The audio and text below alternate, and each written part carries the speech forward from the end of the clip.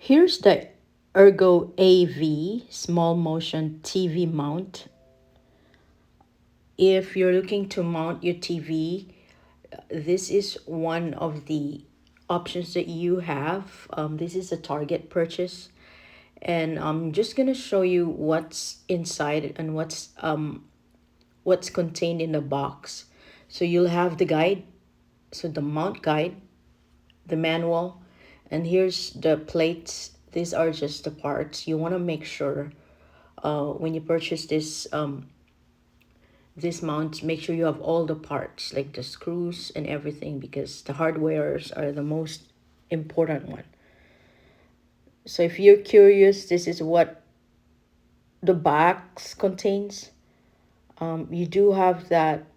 Again, you have the guide, so you're not gonna worry about, oh, how you're measuring it. And here's a quick view of the manual, because the manual explains a lot on what you can do if you're still just shopping right now. I'm gonna do another video of installation, but here is the manual. The manual also will at first give you the parts, and then you can choose the compatible VESA pattern, and then it will show you the supplied parts and hardware, which is as well as the steps. It will show you how to attach the faceplate to your TV and how to position the faceplate. You also have instructions on securing the faceplate. There will be warnings just so you know what to do and what not to do. You'll have several options, a couple of options.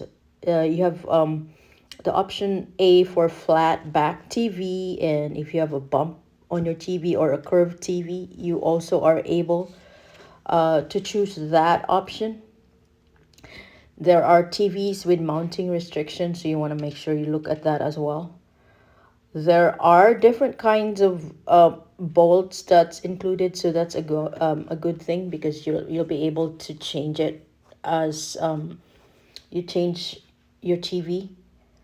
You have the option B for concrete and concrete block wall installation. And then basically this is the picture of what they this is these are the other items that they're selling.